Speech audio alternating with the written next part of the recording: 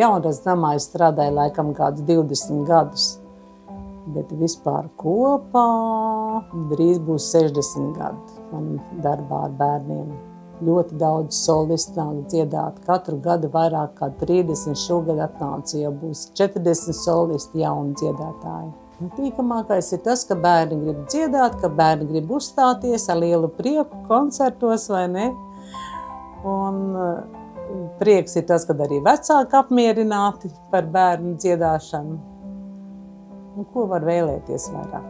Šeit, jaunajās telpās, ir pavisam cits darbs. Mums ir atsevišķa telpa, bērni zina, kur nākt, un ir ļoti patīkami strādāt. Ir viss nepieciešamais, kas ir vajadzīgs, ir aparatūra, ir mikrofoni.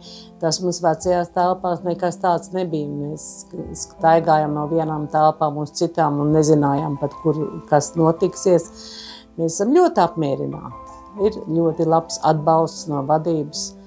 Mums nāk pretī viss, kas mums ir vajadzīgs, visu mēs saņemam.